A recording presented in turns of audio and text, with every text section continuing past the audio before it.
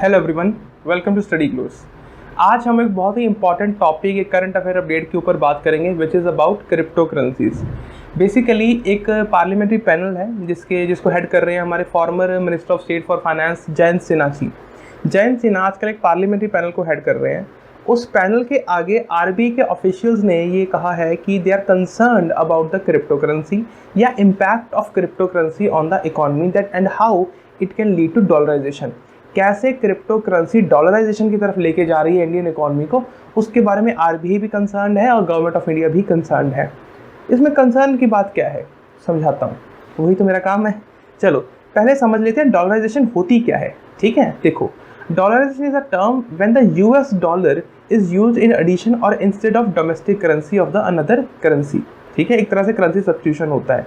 जब कोई भी कंट्री, कोई भी देश अपनी लोकल करेंसी, डोमेस्टिक करेंसी के बदल में, उसके एडिशन में या तो कोई और करेंसी या डॉलर, जब हम बात करेंगे डॉलराइजेशन की तो डॉलर, जब किसी और करेंसी की बात करेंगे तो उसे बोलेंगे currency substitution.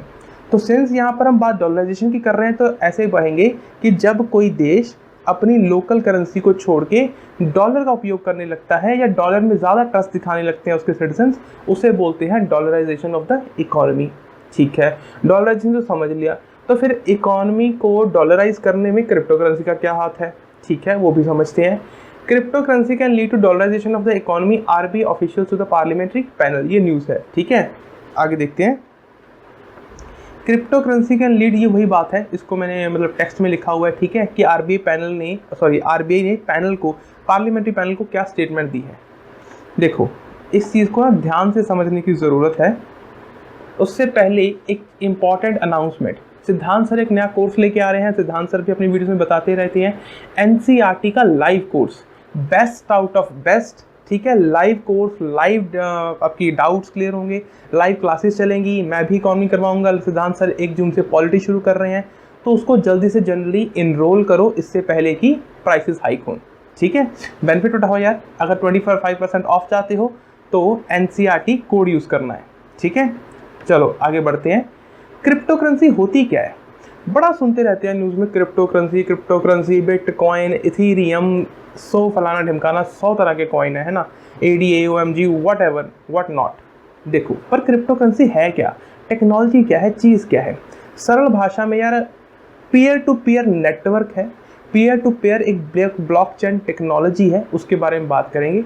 It is a medium of exchange created and stored, remember, created and stored electronically in blockchain technology using the encryption technique। encryption होता है उसे कोडिफाई करना, ठीक है, ताकि हर कोई उसे ना पढ़ पाए। encryption techniques to control the creation of monetary units and to verify the transfer of funds। इसका सबसे बड़ा नुकसान क्या है क्रिप्टो करेंसी का? इसकी कोई इंट्रिंसिक वैल्यू नहीं है। इंट्रिंसिक वैल्यू क्या है? मान लो मैं आपको पैसे दे रहा हूँ, ठीक है, मान लो मैं आपको गोल्ड का कुछ पकड़ा रहा हूँ, उसकी एक इंट्रिंसिक वैल्यू है। बिटकॉइन की अपनी कोई इंट्रिंसिक वैल्यू नहीं है। हम तो ये भी नहीं कह सकते कि यार मेरे हाथ में बिटकॉइन है, मैं अपने हाथ में नोट पकड़ूंगा ना, वो तो मैं कह सकता हूँ कि यार ये 2000 का नोट है, बट मैं ये नहीं कह सकता कि ये बिटकॉइन है। क्यों? It has no physical form, इसकी कोई फिजिकल एग्जिस्टेंस नहीं है। ये सिर्फ इंटरनेट पर है, सिर्फ पीयर टू पीयर नेटवर्क में है।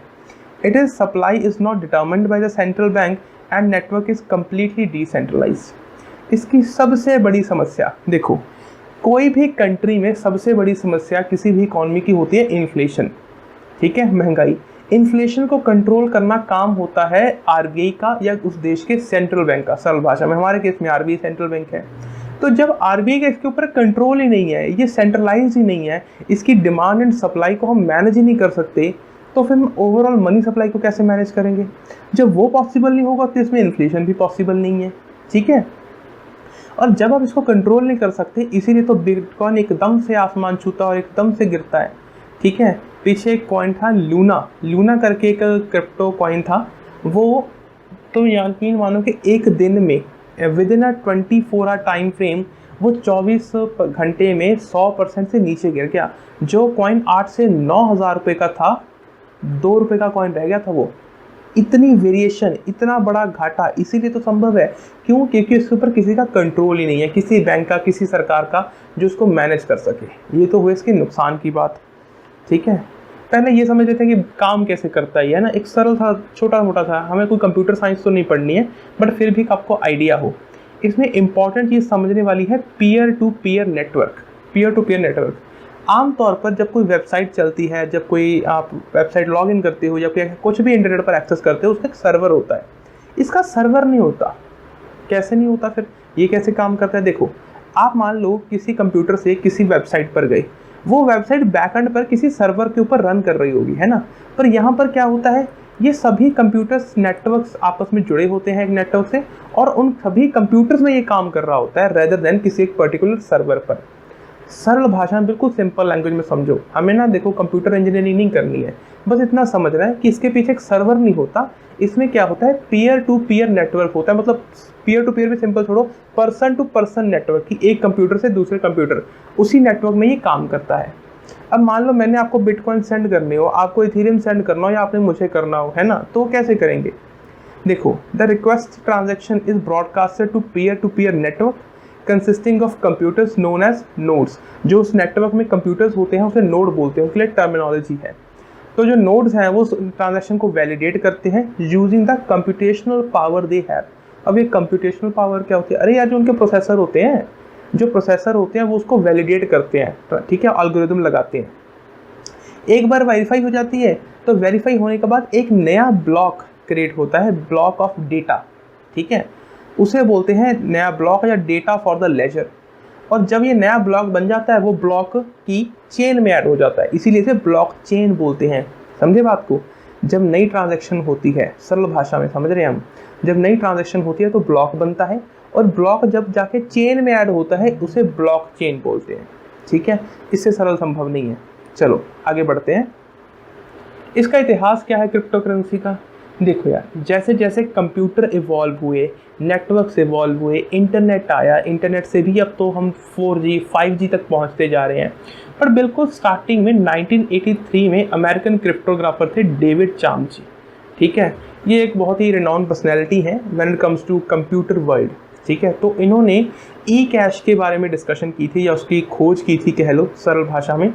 तो उसके बाद 95 में क्या हुआ, डीजी कैश आया, ठीक है। 96 में अमेरिका की नेशनल सिक्योरिटी एजेंसी ने इसके ऊपर पेपर पब्लिश किया, और 2009 में एक ब्रेक थ्रू आया, ब्रेक थ्रू एक सतोशी नाकामोतो, ठीक है, आई होप मैं सही पढ़ रहा हूँ, सतोशी नाकामोतो। देखो, आज तक ये कंफर्म नहीं हो पाया कि इस नाम का कोई पर्सन है या नहीं है, ये सिर्फ अज्यूम किया जाता है या अफवाहें हैं कह लो कि ऐसे पर्सन ने, इस नाम के पर्सन ने बिटकॉइन को जन्म दिया, बिटकॉइन को बनाया, क्रिएट किया, ठीक है। इसकी कोई कंफर्मेशन नहीं है, but this is the information available in the market. चलो, ओवरऑल हमें बिटकॉइन से मतलब है उसके फाउंडर से नहीं। बिटकॉइन सबसे ज़्यादा फेमस क्रिप्टो करेंसी है। क्या बिटकॉइन और बाकी चीज़ों में डिफरेंस है? नहीं, सभी एक जैसे हैं। बिटकॉइन भी वही है, इथेरियम भी वैसा ही है, सभी एक ही टेक्नोलॉजी पर काम करते हैं। बट बिटकॉइन सबसे पहला था, इसलिए द मोस्ट पॉपुलर वन, और सबसे महंगा यही है, ठीक है।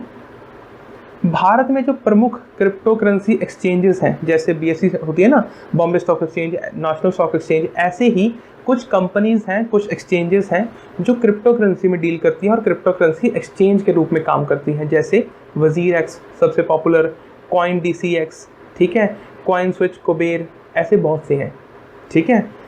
एक इसमें और इम्पॉर्टेंट है, गवर्नमेंट इसको मना करती है, गवर्नमेंट इसको कुछ हद तक बैन करने पर भी उतरी हुई है। गवर्नमेंट कह रही है कि भाई क्रिप्टो करेंसी में डील ना करो। क्यों? क्योंकि एक तो ये मार्केट हाईली वॉलेटाइल है, इसमें किसी का कंट्रोल नहीं है, अचानक से ऊपर जाती है वैल्यू, अचानक से नीचे गिरती है वैल्यू, और इसमें बहुत से लोगों का पैसा डूबने की संभावना है और डूब भी रहा है। इसलिए गवर्नमेंट इस पर बैन भी लगाना चाहती है, पर आउटराइट बैन नहीं लगाया अभी तक। इसी साल का जो बजट पेश हुआ है उसमें हमारे फाइनेंस मिनिस्टर श्रीमती निर्मला सीतारमन जी ने उस पर क्या किया है, 30% टैक्स इम्पोज किया है ऑन एवरी क्रिप्टो ट्रांजैक्शन, ठीक है। आगे बढ़ते हैं।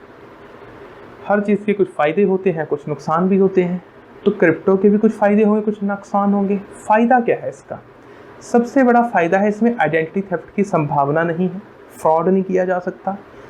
इमीडिएट सेटलमेंट मतलब विद इन सेकेंड्स आपकी ट्रांजेक्शन कंप्लीट हो जाती है, रेदर देन आप RTGS में जाओ, NFTM में जाओ, कुछ भी, और वो जो बैंकिंग सिस्टम है उसमें टाइम लगता है ना। पर आपका जो ब्लॉकचेन टेक्नोलॉजी है या आपकी क्रिप्टो करेंसी एक्सचेंज है वो बहुत तेज़ी से काम करते हैं, और इसमें सबसे ज़्यादा इम्पॉर्टेंट है लोअर फीस। इसमें आपकी ट्रांजैक्शन कॉस्ट बहुत कम है और हर किसी के पास इसका एक्सेस है। ठीक है, एक्सेस तो बैंकिंग सिस्टम में भी कोई ज़्यादा नहीं है, पर उसमें फिर भी कुछ रिक्वायरमेंट्स होती है ना। क्रिप्टो में वो भी रिक्वायरमेंट नहीं है। You just need a device जिसमें थोड़ी सी कंप्यूटेशनल पावर हो, एक मोबाइल चाहिए और आप एक इंटरनेट से कनेक्टेड होने चाहिए, बस done, you are good to go. ठीक है, इसलिए everyone has access to it. अब जिस चीज़ के यार फ़ायदे होंगे कुछ नुकसान भी होते हैं, वो भी देखते हैं। कितने का कॉमन है करेंसी, मतलब क्रिप्टो करेंसी को कितने का लोग यूज़ करते हैं। जितने पूरी दुनिया में क्रिप्टो करेंसी के यूज़र्स हैं उसमें सबसे ज़्यादा है नाइजीरिया में, Vietnam, followed by Philippines, Turkey, Peru. India में 9% है। मतलब पूरी दुनिया में जितना क्रिप्टो का यूज़र बेस है, पूरी दुनिया में जितने लोग क्रिप्टो करेंसी को यूज़ करते हैं या उसमें ट्रेड करते हैं, उसमें से 9% केवल और केवल भारत में है। और ये बहुत बड़ा आंकड़ा है। इवन इतना बड़ा है कि चाइना से भी ज़्यादा लोग इंडिया में यूज़ करते हैं, अमेरिका से भी ज़्यादा लोग इंडिया में यूज़ करते हैं, जापान से भी ज़्यादा यूज़र इंडिया में हैं। तो क्रिप्टो करेंसी काफ़ी पॉपुलर है विद इन इंडियन मार्केट्स। हम इस डेटा से ये कंक्लूड कर सकते हैं, बिल्कुल कर सकते हैं। चाइना, यूएस, जर्मनी, जापान, इन सब से ज़्यादा यूज़र तो इंडिया में हैं। Getting my point? आगे देखो, briefing the parliamentary standing committee on finance chaired by former minister Jayant Sinha. जो हमारे टॉप के आरबीआई ऑफिशियल्स हैं इंक्लूडिंग शक्तिकांत दास, उन्होंने कहा है कि भाई साहब थोड़ा सा देख लो, क्रिप्टो करेंसी हजम नहीं होगी, क्रिप्टो करेंसी दिक्कत की बात है, इसको कंट्रोल करो। सरकार को आरबीआई ने गुजारिश करी है, ऐसे कह सकते हैं ऐसे। ठीक है, अब आरबीआई को क्या दिक्कत है? मतलब क्रिप्टो करेंसी अलग चीज़, आरबीआई का काम इन्फ्लेशन टारगेट करना, मॉनेटरी सप्लाई करना, उसको क्या दिक्कत है? उसको दिक्कत भाई साहब मैं समझाता हूँ क्या है। आरबीआई का काम है इन्फ्लेशन टारगेट करना। ठीक है, इन्फ्लेशन मतलब महंगाई। इन्फ्लेशन डायरेक्टली लिंक्ड होती है मनी सप्लाई से। ठीक है, अब जो मनी सप्लाई है उसको तो कंट्रोल कर सकता है आरबीआई, पर जो मनी सप्लाई को रिप्लेस करता जा रहा है सिस्टम क्रिप्टो, ठीक है, पूरा लिख देते हैं क्रिप्टो, उस पर कोई कंट्रोल नहीं है आरबीआई का। तो आरबीआई की एबिलिटी, जो आरबीआई की मतलब ताकत है कंट्रोल कर पाने की मनी सप्लाई को, वो कहीं ना कहीं अंडरमाइन हो रही है, डिमिनिश हो रही है। तो अब आरबीआई की एबिलिटी कम हो जाएगी to control the money supply, तो उससे क्या नुकसान होता है? आरबीआई इन्फ्लेशन को अच्छे से कंट्रोल नहीं कर पाएगा, ओवरऑल देश में इन्फ्लेशन हाई होने की संभावना हो जाएगी। ओवरऑल आरबीआई का आपकी पूरी इकोनॉमी से थोड़ा सा कंट्रोल कम हो जाएगा। क्या ये अच्छी बात है? बिल्कुल भी नहीं, चिंता का विषय है, बहुत बड़ी चिंता का विषय है। समझ रहे मेरी बात को? इसलिए आरबीआई को टेंशन है। It can replace a part of monetary system and it will also undermine the RBI's capacity to regulate the flow of money in the system. इससे कहीं ना कहीं जो आपकी आरबीआई की कैपेसिटी है to regulate the flow of money in the system, वो थोड़ी सी अंडरमाइन हो जाएगी, जिससे वो इन्फ्लेशन को कर्ब करने में भी फेल होने की संभावना है। बाकी और भी एस्पेक्ट्स हैं, जैसे इसके ऊपर कंट्रोल नहीं है, इससे ये भी नहीं पता लगता कि किसने पैसे किसको भेजे। ठीक है, क्योंकि पीयर टू पीयर नेटवर्क है, सेंट्रलाइजेशन है नहीं, तो उससे नुकसान क्या होता है? ऐसा तो है नहीं कि कोई सर्वर है जिसको आप देख लोगे, नहीं, पीयर टू पीयर नेटवर्क है, डिसेंट्रलाइज्ड नेटवर्क है, सरकार का इसके ऊपर कोई कंट्रोल नहीं है। तो उससे क्या हो रहा है? टेरर फंडिंग, ह्यूमन ट्रैफिकिंग, सारे इलीगल काम क्रिप्टो करेंसी से हो सकते हैं और उसको सरकार ट्रैक भी नहीं कर सकती। तो ये समस्या है, ये प्रॉब्लम है, चिंता का विषय है, बिल्कुल है। ठीक है, आगे देखो, वही बात है जो मैंने अभी समझाई है। Terror financing, money laundering, drug trafficking, it poses a bigger threat to the stability of the financial system of the country, the central bank official said. ठीक है, जो आरबीआई का सबसे बड़ा कंसर्न है कि ये हमारी फाइनेंशियल सिस्टम को सबसे बड़ा एक थ्रेट पैदा करता है, जो कि सही बात नहीं है। Discussing the impact of crypto currency, the RBI official said it will also have negative impact on the banking system. ठीक है, क्यों? देखो यार, मैंने अभी कहा कि क्रिप्टो करेंसीज एकदम से इसकी वैल्यू बढ़ती है और एकदम से वैल्यू गिरती है। अब ना जब कोविड का टाइम आया, इसकी बड़ी हाइप क्रिएट हो गई, मतलब ना बड़ी पॉपुलैरिटी आ गई एकदम से, सारे ही लोग क्रिप्टो में घुस गए। ठीक है जी, बढ़ रहा है, बढ़ता, अब अचानक से नीचे गिरा है। इतना गिरा कि लूना जैसा कॉइन जिसकी वैल्यू 8 से 9 हज़ार थी, वो एकदम से गिर के 10 रुपये तक आ गिरा, इवन 2 रुपये तक। सोच पा रहे हो कि आपने मान लो कहीं पर 8 हज़ार रुपये इन्वेस्ट किए थे, वो एकदम से विद इन 24 आवर्स आप सोए रह गए, आपके सोए सोए वो कॉइन नीचे गिर के 2 रुपये का रह गया, आपके तो 8,000 रुपये डूब गए। समझ पा रहे हैं मेरी बात को? ये सबसे बड़ा कंसर्न है। It may in attract the people and they may invest their hard earned saving in these currencies. अब अगर मान लो मैं एक इंडिविजुअल हूँ, है ना, मैंने पैसे जमा करने थे बैंक के पास या गवर्नमेंट के पास, वो पैसे का सरकार कहीं और उपयोग करती, कहीं पर इंफ्रास्ट्रक्चर में इन्वेस्ट करती, पर मैंने वहाँ इन्वेस्ट ना करके मैंने क्रिप्टो करेंसी में लगा दिए। एक तो मेरे पैसे डूबने की संभावना, दूसरा जो बैंकिंग सिस्टम में पैसे जाने थे, सरकार के पास पैसे जाने थे, वो नहीं गए, तो दोनों तरफ लॉस हुआ, सरकार को भी लॉस हुआ, मेरा पैसा भी रिस्क पे है। तो उपयोग करना चाहिए? बिल्कुल नहीं, I would not recommend it. इसी चीज़ को बोलते हैं क्रिप्टो बबल। क्रिप्टो बबल मतलब कि फूलता जा रहा है, वैल्यू बढ़ती जा रही है, फिर एकदम से फुटा और सब नीचे डूब गया सब कुछ। ठीक है, चलो आगे बढ़ते हैं। देखो ये मैं पहले बता चुका हूँ, फाइनेंस मिनिस्टर हमारी जो निर्मला सीतारमण जी हैं, उन्होंने 30% टैक्स इंट्रोड्यूस किया है इसी साल के बजट में। ठीक है, 1% टैक्स है आपका एवरी ट्रांजेक्शन के ऊपर एंड 30% टैक्स है आपके जो गेन्स करेंगे आप, जो भी आपको प्रॉफिट होगा उसके ऊपर 30% टैक्स, जो भी आप ट्रांजेक्शन करेंगे चाहे आपको प्रॉफिट हो चाहे लॉस हो उसके ऊपर 1% टैक्स। ठीक है, आउटराइट बैन नहीं किया है, बस उसके ऊपर टैक्स लगा दिया है गवर्नमेंट ऑफ इंडिया ने। हम डिजिटल करेंसी में चीन से 6 साल पिछड़ गया भारत, दैनिक भास्कर ने ऐसी बात क्यों कही? ऐसी बात इसलिए की क्योंकि चीन ने केंद्रीय बैंक ने अलग से रिसर्च ग्रुप बनाया था 2014 में, डिस्कशन कर ली थी, 2000 ग्रुप में पायलट प्रोजेक्ट शुरू किया और हम 2022 में इसको डिस्कस ही कर रहे हैं। ठीक है, अभी तक हम सिर्फ सोच रहे हैं कि हम अपनी डिजिटल करेंसी ले आए, आरबीआई ने अभी तक अनाउंस किया है, लेके नहीं आए हैं।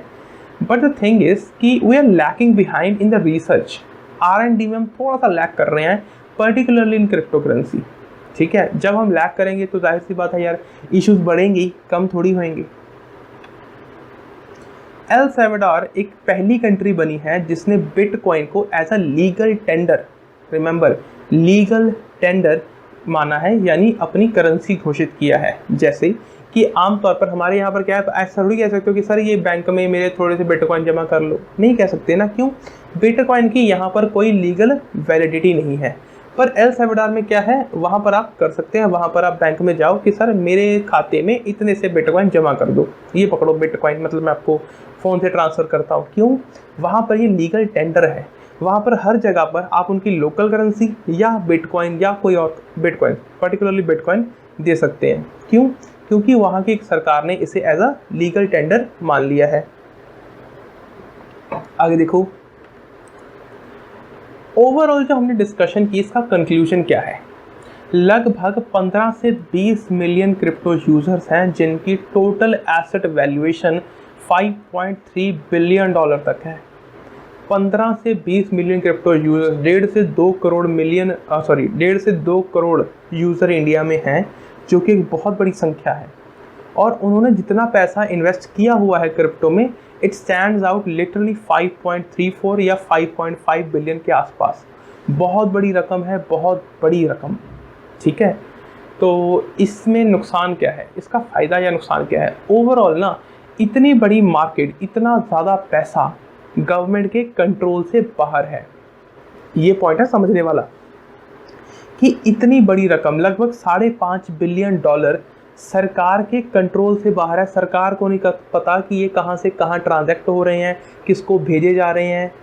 ऑल ओवर डिसेंट्रलाइज सिस्टम में है और जिसका मॉनेटरी सिस्टम पर, जिसका आरबीआई का कोई कंट्रोल नहीं है। इतनी बड़ी रकम सिस्टम से बाहर चल रही है, ये कहने की कोशिश कर रहा हूँ मैं। और ये कैसे एक इतना बड़ा थ्रेट क्रिएट करती है हमारी ओवरऑल मनी सप्लाई को। सीधे सीधे शब्दों में ना, बिल्कुल बेसिक लेमन लैंग्वेज में समझाऊँ तो ये ब्लैक मनी है। ठीक है, हालांकि बिल्कुल ब्लैक कहना सही नहीं होगा, पर जिसका सरकार के पास कोई रिकॉर्ड ही नहीं है, सरकार को कुछ पता ही नहीं है, वो ब्लैक मनी है। समझ रहे हो? अगर बाय डेफिनेशन जाए तो ये दिक्कत है इसकी। आगे देखो, moreover Indian rupee also circulate overseas thanks to cross border payment. Indian rupee बाहर भी घूमता है। अगर सारी ट्रांजेक्शन क्रिप्टो में होने लग जाएं, तो हमने एक टॉपिक पढ़ा था क्लासेस में, इंटरनेशनलाइजेशन ऑफ रुपी। तो इंटरनेशनलाइजेशन ऑफ रुपी को भी एक थ्रेट क्रिएट होता है और उसमें कमी आने की संभावना है। टैक्स फ्रेंडली नेशंस में जाने की इसकी ज़्यादा संभावना है, पनामा, ठीक है, Liberia, Interestingly, 2/3 of the US issued by the US are circulating outside the country. This is indicative enough that USD is finding ample use in other countries, therefore warranting India fear of dollarization. अब ये point क्या है, और ये सबसे ज़्यादा important point है पूरे लेक्चर का। कैसे? पूरी दुनिया में जितने डॉलर है भाई साहब, ठीक है, यूएसए ने आज तक जितने डॉलर छापे हैं उसका 2/3 मतलब लगभग 66% of the complete whole dollars printed ever by the country वो देश से बाहर काम कर रहे हैं, मतलब और देशों के पास है। ठीक है, इससे हमें क्या समझ आता है? इससे हमें ये समझ आता है कि डॉलर का उपयोग यूएसए से बाहर ज़्यादा हो रहा है, मतलब पूरी दुनिया को डॉलर में ट्रस्ट है। बिल्कुल, एक तो पहला पॉइंट। दूसरा, इससे एक रिस्क क्रिएट होता है डॉलराइजेशन इन इंडिया। अगर इंडिया में डॉलराइजेशन होती है तो हमें क्या दिक्कत है? अगर इंडिया को डॉलराइजेशन होती है तो भाई साहब रुपी की पहली तो वैल्यू पहले डेप्रिशिएट करती जा रही है, वो और डेप्रिशिएट करने लगेगी, और एक ऐसा टाइम आएगा कि हमारे रुपये की वैल्यू 80, जो भगवान ना करे कभी ऐसा हो, 80-85 तक पहुंच गई, तो इससे इन्फ्लेशन आसमान छू जाएगा और जो गरीब लोग हैं भूखे मरने की नौबत आ जाएगी। इसीलिए fear of dollarisation is very real और इसको करब करने की ज़रूरत है। इसीलिए क्रिप्टो करेंसी के ऊपर भी करब करने की ज़रूरत है। ठीक है, चलो आगे देखो। ये टॉपिक तो यहीं पर ख़त्म करते हैं, पर एक फिर इम्पॉर्टेंट अनाउंसमेंट, एनसीईआरटी का कोर्स लो भाई, सिद्धांत सर लाइव आ रहे हैं, लाइव क्लासेस होंगी, लाइव डाउट्स क्लियर होंगे, वो सब बहुत इंपॉर्टेंट है और बहुत अच्छा रहेगा आपकी बेसिक समझने के लिए for your next UPSC attempt. ठीक है, चलो इसी के साथ हमारा ये लेक्चर हम यहीं पर समाप्त करते हैं। तब तक के लिए धन्यवाद, अपना ख्याल रखें।